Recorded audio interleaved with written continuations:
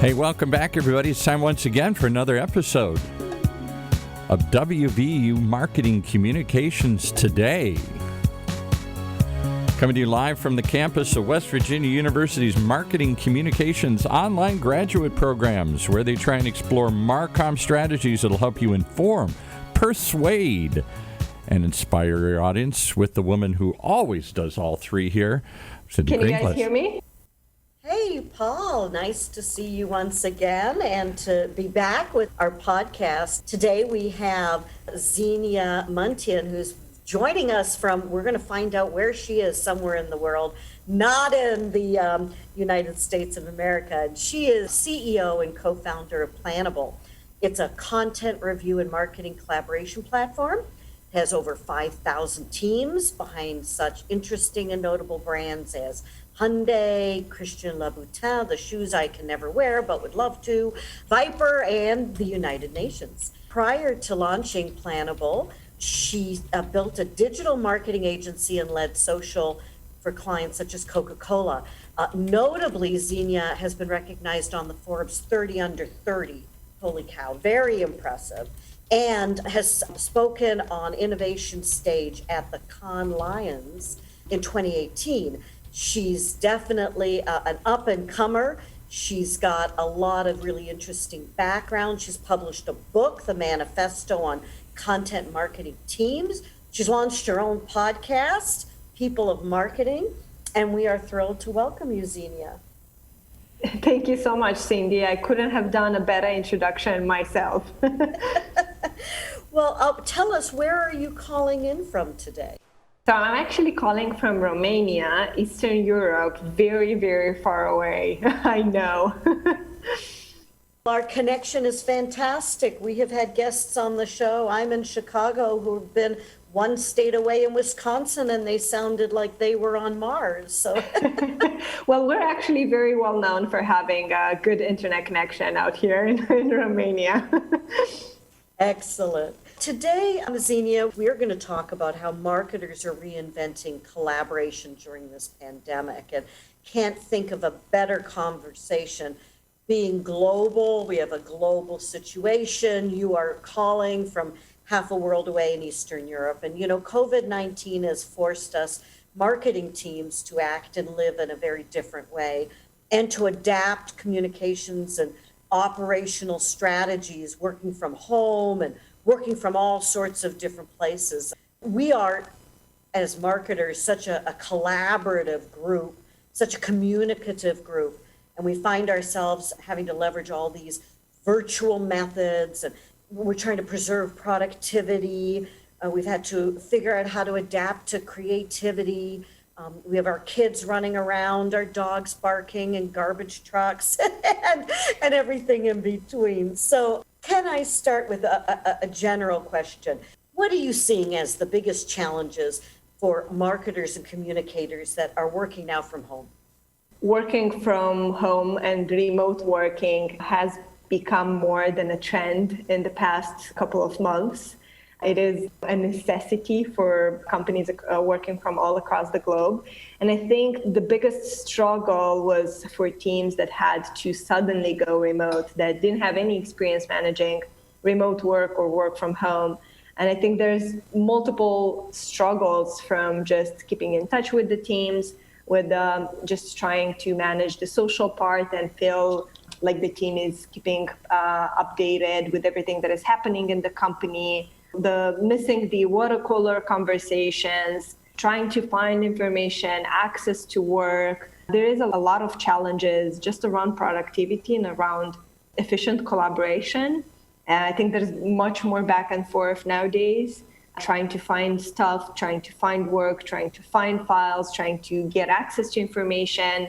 While before you could just approach someone at their desk and just quickly ask a couple of questions and find your information in a much easier way. And also lots of challenges just trying to build a culture remote is incredibly complicated. Just trying to maintain that social part of a team, keep them excited about the work, keep them excited about the company is very challenging right now.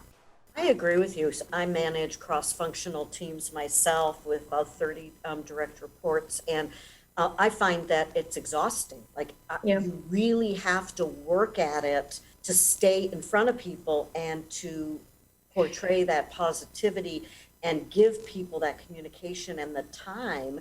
And in these Zoom, world that we live in, where we see ourselves and our face all day long in these meetings, where before we might look in the mirror once in a day, here we're on screen all day long with people. And I think it's physically quite tiring.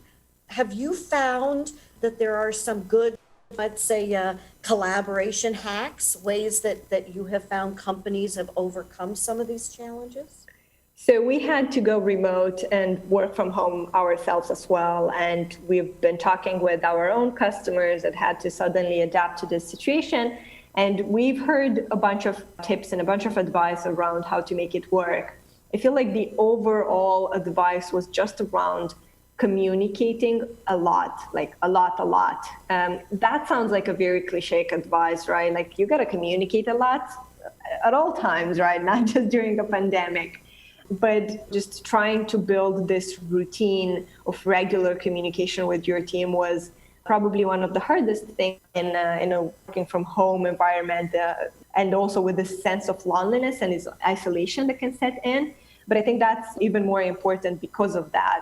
Then there's a bunch of things you can achieve this communication, regular communication. Something that we did was having daily check-ins on Slack, trying to just give ourselves updates about the work, about the progress. Also, every Monday, we were having meetings with the entire team, so just trying to have everyone in the same place and feel connected and up to date with everything that's happening in the company. That is a very, very huge important thing. But also, just trying to take advantage of collaborative technology as much as possible as well. As I mentioned, obviously using Zoom, but using other tools to just help collaborate internally as much as possible. And there's a bunch of tools nowadays, such as Slack and Notion, and depending on what kind of work you do, there are collaboration tools for every single type of work out there. And I think just trying to manage the team and manage the expectations they should have from this kind of transition. Make a plan in the beginning. I think that's what helped a lot. And that's, what I've seen other agencies and other businesses out there doing, making a plan. This is what's going to happen. This is how we're going to transition to remote work. We're going to implement those tools. It's going to be a bumpy road, so like managing expectations as well. It's going to be hard, but we're going to make it work because of that and that and that. And I think, just communicating with the team will help a lot with morale, help a lot with just trying to focus them on what needs to be done and kind of like boosting their confidence in the process. I think that helps a lot. And also just trying to be flexible, because work from home is just a type of thing that I think requires a lot of flexibility, much more ad hoc activities and things can get in the way of work compared to the office environment. So just being flexible and understanding with your team and their circumstances, I think that is extremely important for them to be productive as well. So you mentioned a couple of technologies that help remote teams be effective. You mentioned Slack. What was the other one you mentioned? It's called Notion, and it's great for like text collaboration, kind of like a Google Doc, but on Google Docs on steroids, I would say. Okay, so it's good not only to communicate, but also for progress tracking, productivity, task. Exactly, like it has lots of components like tables and tasks and pages. So we use it internally for our own company wiki. So we store information there, and it has a bunch of modules that are very useful for project management, but also for communication and storing information. Wonderful. Well, thank you for giving us a couple of those ideas. We're going to take a quick break with Paul, but before we do, I'd like to set up a question for you when we come back from the break. How can teams avoid what I'm calling the Zoom fatigue that we're all feeling, and we're all on these nonstop Zooms, and we're hearing a lot about potential burnout from this environment? If you want to think about that and share with us your point of view when we come back, I'd appreciate it. Yes, definitely. Okay, let's take a pause for the cause here and remind everybody that this year, you don't have to miss WVU's Integrate Conference. You've gone year after year, and you can go again because it's moved online. Marketing communications experts from a variety of industries will be there to explore how and what to say during this unprecedented time. View the schedule. Tune into the live sessions. Just go to integrate.wvu.edu. That's integrate.wvu.edu. And while you're there, why not wander over and check out West Virginia University's new Digital Marketing Communications Master's Degree program. It's fully online as well, and you can complete it in just a year. With built-in certifications from platforms like Google and Facebook, the program gives you both the strategy and the skills you need to reach audiences today on existing and emerging media, kind of like this one. Learn more at marketingcommunications.wvu.edu. That's marketingcommunications, plural, .wvu.edu. And with that, we jump back into the discussion and wait to hear the answer that Cyndi posed. Yes, right before the break, I asked Xenia, how do we overcome what we're calling the Zoom fatigue, the all-day effect of being on camera in front of each other, meeting after meeting after meeting, and we're all feeling a little burnt out by the environment. Would love to hear some ideas. Yeah, I feel like in the beginning of the lockdown, I was trying to merge as many meetings. So I had a lot of back-to-back calls, and then I learned that in order to try and avoid Zoom burnout, I should probably try to build in as many breaks as possible between them, because if you do Zoom all day, you are probably going to go insane at some point in time. So building enough breaks and giving yourself room to recover from one Zoom to another, I feel like that is extremely important, and not have this nonstop FaceTime with people. Whenever you can, turn off your video, like especially with people that you don't know too well, like with your team, you're probably more comfortable, but with like external folks, maybe turning off your video and having conversations without video is a great way of reducing that stress. And also something that you, Cyndi, mentioned at the beginning, that in this Zoom era, we have become so self-aware of ourselves. So one thing that I do is I hide myself from the view so that I don't look at myself all the time. So trying to kind of like reduce the amount of distractions in a Zoom call, things that take processing power from your brain, trying to combat this fatigue from Zoom by just taking as much distractions as you can possibly take from a Zoom call. And in the beginning, something that we were doing, and then I realized that it's probably not the best approach. And we were doing a lot of, just to help with the culture and to help with the social part of our company, we were doing a lot of fun events on Zoom. And we realized in a very short time that fun events over Zoom after an entire day of Zoom are not so fun. So, making them opt in, just, making them who has the time, who has the bandwidth, who has the power and the energy to do them, that's cool. If not, that is totally okay as well. And just trying to have Zooms calls only when it's like very necessary. Like if you can do it over Slack or email, or if you can do a phone call instead, whatever alternative to diversify the means of communication you have, the better. I feel like those tips have helped me stay sane during this lockdown period, and I hope it helps someone else as well. That's great. I know that a couple of colleagues have done Zoom cooking classes. Oh, yes. That was one I heard that was really fun. They gave the list of ingredients to everybody in advance. All of the employees had their cameras in their kitchens, and they hired a remote chef, and you all cooked the same meal in your kitchens. So really you weren't looking at yourself at all. And I thought that was a really fun, unusual way to collaborate and at the same time, do something new and different. That's a great inspiration. And I feel like this cooking thing is particularly good. Everyone has been, cooking during this pandemic, so it kind of makes sense. Another area that's been challenged, I have had the good fortune of having to bring on a couple of new staff members to our company. Many companies are still hiring and having to onboard. And what are you seeing about how companies are onboarding new team members remotely? Yeah, that's extremely difficult. So we've been interviewing over Zoom as well.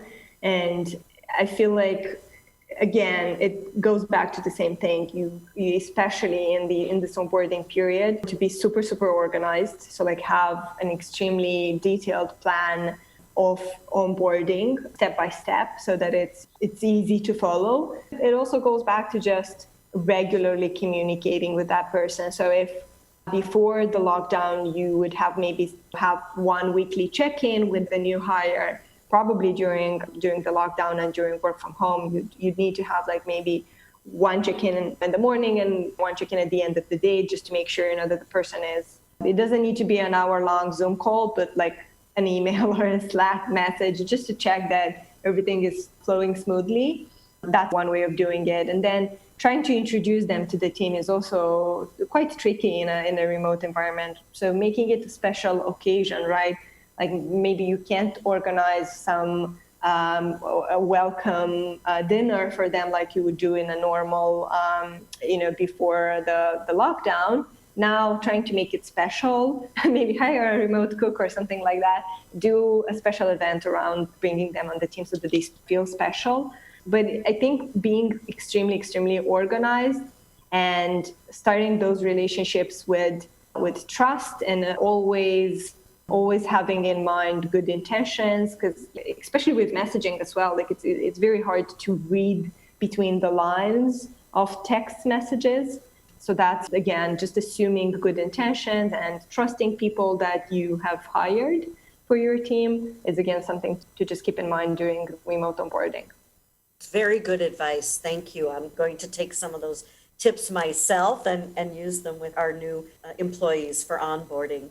I did want to ask you a little bit about Planable.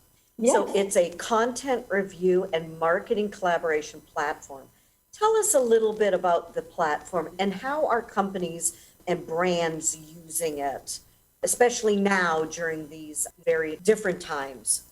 Yeah, Planable is a collaboration platform for teams that are producing social media content. So before Planable, our clients were using tools such as they were using a spreadsheet and Excel file where they were planning what's called in the industry social media calendars. And they would be able to collaborate in those editorial calendars, spreadsheet, and then they would just go back and forth on that spreadsheet and try to make it work. Now in Planable, it's a very visual environment where they can visualize content, see exactly how it's going to look like in the end. Everyone working from home, I think it's even harder to collaborate on social media content. If before the lockdown, you would just approach someone, look at their computer and see exactly, what they're planning for social, easier to collaborate from across the hall or from across the room. And now we offer a digital environment, a virtual environment where they can gather feedback and discuss content for social. So that's how we help teams. Terrific. Well, we're coming up to the end of our time together. It went so fast, and I'm so grateful, Xenia, for you taking the time halfway around the world in Romania to chat with us. As we leave and invite you to enjoy what's left of your evening, it's evening there, right? And it's only noon here. Yes, it is. Do you have any kind of parting thoughts or quote of the day you'd like to leave us with as we get back to the second half of our day here? Yeah, I think this is going to be this entire period is going to be a very learning experience for everyone. And I think just going through it is going to teach us a lot about collaboration and efficiency and how to communicate properly with people. And some teams might stay remote, but the other ones might go back to the office. No matter what path they choose, I feel like they are going to come out of this stronger teams, closer teams, and more collaborative teams, just because of all the struggles and all of the bottlenecks that they had to go through. I think it's going to make them stronger. I think it's going to make us all stronger. I love that. On that note, through this, out the other side of the tunnel, we're going to be stronger, more collaborative and maybe even understand each other better. Yes, hopefully. Thank you, Xenia. Thank you for your time. Paul, we'll send it back to you. Everybody have a great day. You've been listening to WVU Marketing Communications Today, brought to you live from West Virginia University, a weekly program that sits at the intersection of data-driven decision-making and marketing practice, only on the Funnel Radio Network, for at-work listeners like you.